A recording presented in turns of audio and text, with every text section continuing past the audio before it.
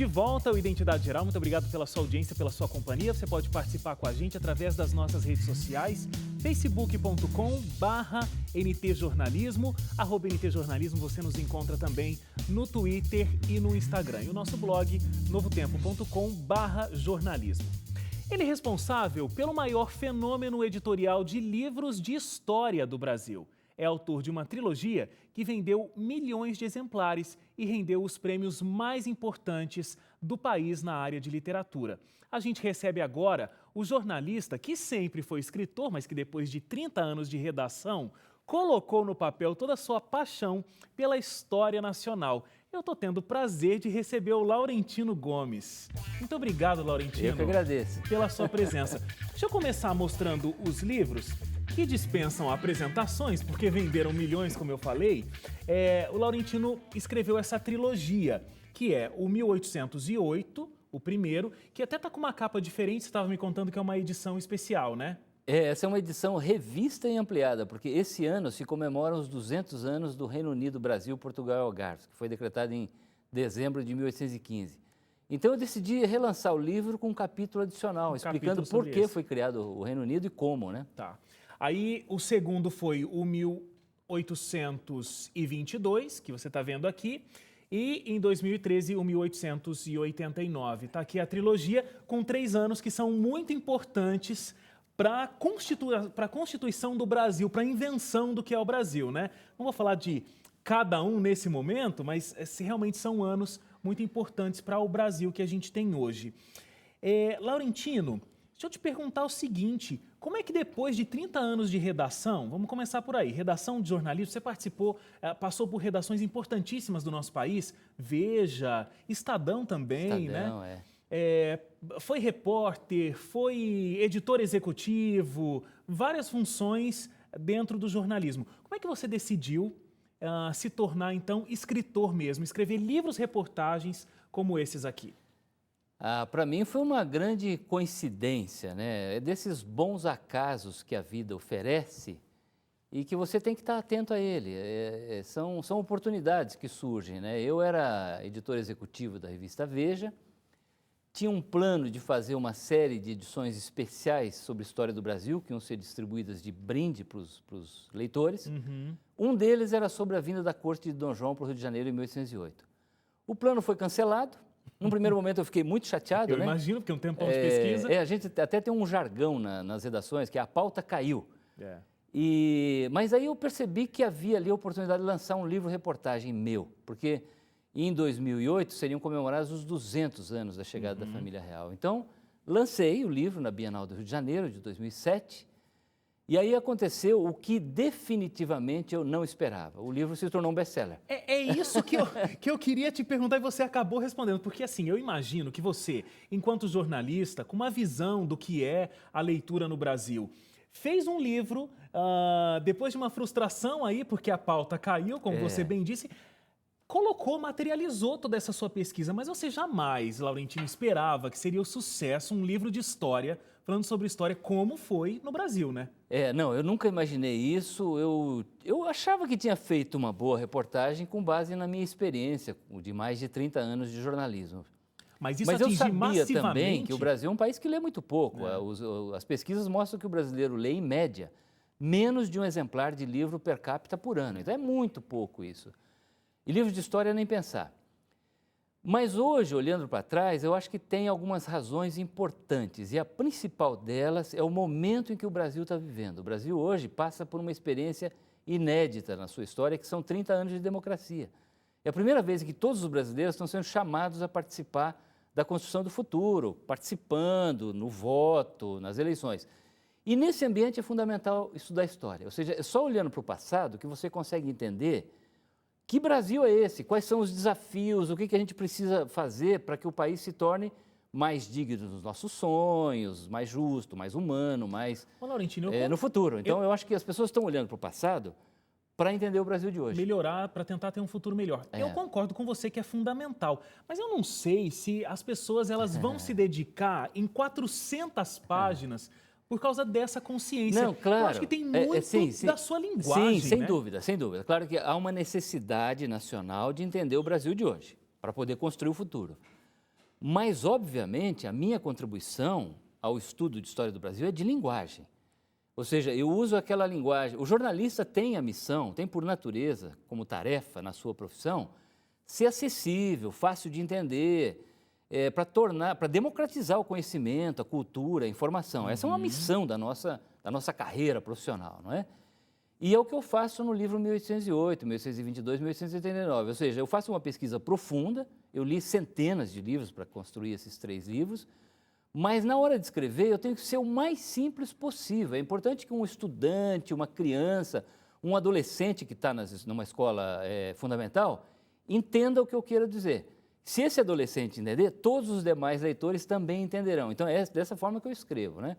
Eu acho que o desafio é ampliar o conhecimento da história do Brasil sem banalizar. Eu não posso ficar só na caricatura, só no pitoresco, no bem-humorado, embora tenha muita coisa engraçada, muita coisa curiosa na história do Brasil. A piada já está pronta. Mas é preciso dar um mergulho mais profundo. Eu acho que uma vez tendo conseguido atrair a atenção do leitor, e é por isso que eu uso esses subtítulos provocativos, né, como Uma Rainha Louca, Um Príncipe Medroso, Uma Corte Corrupta Enganaram Napoleão e Mudaram a História de Brasil e Portugal. Na hora que eu consigo capturar a atenção do leitor, eu tenho que dar um mergulho mais profundo. Eu tenho que falar por que o Brasil foi uma monarquia, quais foram as características da colonização portuguesa, essa herança católica, ibérica, mediterrânea, que meio que define a forma como nós nos constituímos como nação, a escravidão, a pobreza, o analfabetismo, por que o Brasil é grande e os vizinhos são pequenos. Tudo isso eu tenho que explicar num livro que, ao mesmo tempo, precisa ser também muito acessível, muito fácil de entender. Você disse que leu centenas de livros para conseguir centenas de livros para conseguir chegar aqui na tua pesquisa. Eu estava vendo que para 1808 você passou por mais ou menos 800 títulos para conseguir chegar aqui. Então você leu muitos documentos históricos, leu muitos historiadores para conseguir contar essa história. Os seus personagens, muito diferente do que a gente acompanha com a história contada pelo historiador, são personagens realmente de uma literatura. A gente vê realmente alma naqueles personagens. Como é que você chega nisso? Porque você não escreve uma ficção, são personagens reais. Sim. E você descreve situações reais. Até onde eu saiba, não existe nada de romance aqui na tua literatura. Mas como você descobre particularidades, sentimentos de Dom Pedro, humanizadamente, como você coloca, através de documentos ou livros de história? Curiosamente, tudo isso já foi publicado, mas às vezes está disperso, está escondido em livros que também são muito chatos de ler. Então, são detalhes. Então, o que eu faço? Eu leio, ao fazer a pesquisa, eu fico atento às explicações mais estruturais do que era o Brasil, do que foi a independência e as razões, as circunstâncias, o Napoleão Bonaparte, a Revolução Francesa e assim por diante. Mas eu fico muito atento também aos detalhes dos personagens daquele momento. Então, as suas características, se eram pessoas corajosas ou medrosas, se eram bem-humoradas ou mal-humoradas, se tinham histórias pitorescas, engraçadas, surpreendentes, os seus casos amorosos, que isso também é um componente importante da história, os seus problemas emocionais, as suas angústias. Eu acho que quando eu jogo luz no personagem de carne e osso, e não só no herói de pedra e bronze em praça pública, Sim. Essa história fica também mais acessível ao leitor em carne e osso que está lendo hoje. Ele se identifica com esse personagem. Até porque não existem só heróis na história. Ao contrário, a história é feita por nós dois que estamos aqui. Agora, com as nossas certezas, nossas convicções, mas também os nossos medos, as nossas angústias, nossas incertezas, as nossas preocupações, as nossas inseguranças a respeito do que fazer e o que deixar de fazer. Isso vale tanto para nós quanto para um Dom Pedro, para um Marechal Deodoro, para o Dom João VI. Então é importante você observar que a história é feita, sim, por circunstâncias, por interesses políticos, geopolíticos, econômicos, mas por pessoas que tomam decisões, por seres humanos que são importantes. Se você mudar os seres humanos de lugar, a história também muda. Se você pegar e botar o Dom João VI nas margens do Riacho Ipiranga na tarde do dia 7 de setembro, seria outra coisa. Ele provavelmente adiaria a decisão, faria uma coisa mais contemporizadora do que o seu filho, que era um homem muito destemido, muito corajoso, até ousado demais. Então você vê que o personagem muda também o rumo da história, não importando as circunstâncias de cada Justamente momento. por características que cada um traz consigo. Né? Então é importante iluminar o ser humano. Assim, eu acho que um grande erro do ensino de história recente, até muito contaminado pela ideologia marxista, é tirar as pessoas de cena. Como se a história se resumisse a macroestrutura, só interesses de classe, geopolíticos, econômicos, e as pessoas deixam de ser importantes. Quando não é verdade. Tem gente fazendo história o tempo todo. Tem interesses importantes, sociais, econômicos, políticos, filosóficos, mas tem pessoas que agem na história. Então é importante observar essas pessoas, porque isso explica também mistérios, enigmas que só os fenômenos da macroestrutura não explicam. Você não conseguiu entrevistar os personagens que estão aqui nesses livros, né? Você leu muito, foi por todos esses materiais. Agora, um outro ponto super importante da sua pesquisa, do seu método, é que você visitou os lugares importantes, os pontos principais onde toda essa história aconteceu. Por que isso? As pessoas não estão mais lá. Assim, o jornalista faz a história do dia a dia, a história presente, a história sangue quente. Uma vez eu li que o jornalista é o historiador do cotidiano. Isso. E você entrevista as pessoas. Ao fazer essa história, eu não consigo entrevistar ninguém, estão todos mortos, né? Mas é possível ainda dialogar com esses mortos pelos documentos, pelas memórias, as cartas, os diários, as coisas que eles fizeram, as decisões que eles tomaram. Então você vai interpretando esses personagens, vai entrevistando sem que eles estejam presentes. Mas um outro papel importante também no meu trabalho é a reportagem, que é visitar os locais em que as coisas aconteceram.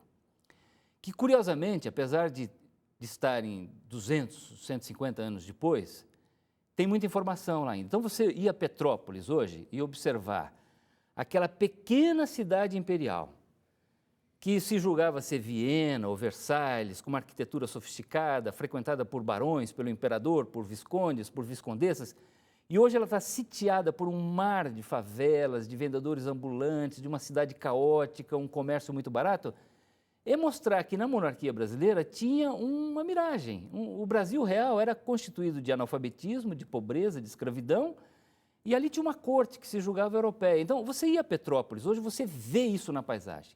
Vê aquela cidade que ficou ilhada no Brasil real. É como se um tsunami do Brasil real tivesse naufragado o Brasil imperial.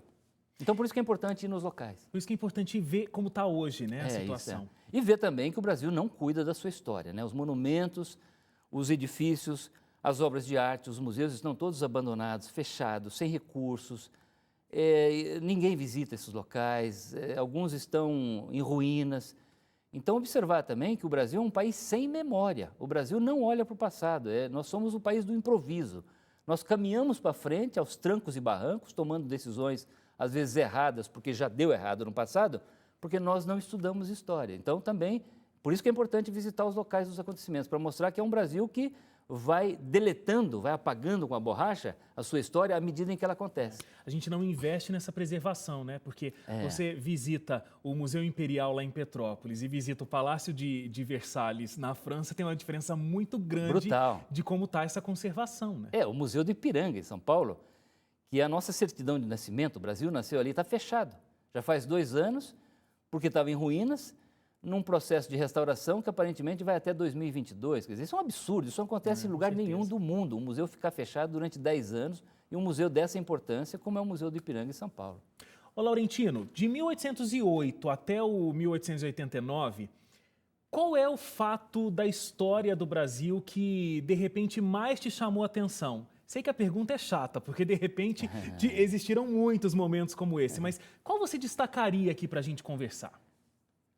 Eu acho assim, o mais surpreendente, é claro que a história tem, o tempo todo ela tem coisas realmente que mudam todo o rumo dos acontecimentos. Mas eu acho que não tem nada tão surpreendente, tão inusitado quanto a fuga da corte de Dom João para o Rio de Janeiro em 1807 e 1808, porque é um evento inédito na história da humanidade, não aconteceu antes e não aconteceria depois, de uma corte portuguesa abandonar o seu país, a metrópole lá em Lisboa, cruzar um oceano em condições precárias, perigosas, arriscadas, improvisadas, para vir viver e governar do outro lado do mundo, num lugar que era relativamente selvagem, ignorante, analfabeto, dominado por escravidão, por muita pobreza, muito isolamento, E o Dom João vem trazendo junto entre 10 mil e 15 mil pessoas em 58 navios. É uma história incrível. Aliás, no momento em que a Europa estava sendo devastada pelo Napoleão Bonaparte, que prendia, derrotava, humilhava imperadores, rainhas, reis, generais, o rei de Portugal, o pobre indefeso rei de Portugal, que era um homem tímido, feio, indeciso, consegue enganar o Napoleão e fugir para o Brasil. Então, eu acho isso de uma coisa surpreendente. Não só pelo acontecimento, mas pelas suas consequências. Porque com a fuga da corte, o Brasil entra num período de transformação tão acelerado, tão profundo, que a consequência seria a independência em 1822. Você não consegue entender o Grito do Ipiranga, em 1822, sem estudar esses 14 anos anteriores, marcados pela presença da corte no Rio de Janeiro. Então, é um acontecimento surpreendente do ponto de vista histórico, mas também de consequências enormes no futuro, porque ele pavimenta o caminho para a independência do Brasil. Os 3 estão publicados em Portugal? Então, finalmente, eu acabei de lançar o 1889 semana passada em Portugal. Então agora a trilogia está publicada lá. Depois eu quero te perguntar, quero saber como é que os portugueses, eles aceitam a literatura. Daqui a pouquinho. Okay. A gente vai fazer um intervalo, eu volto daqui a pouquinho conversando com o Laurentino.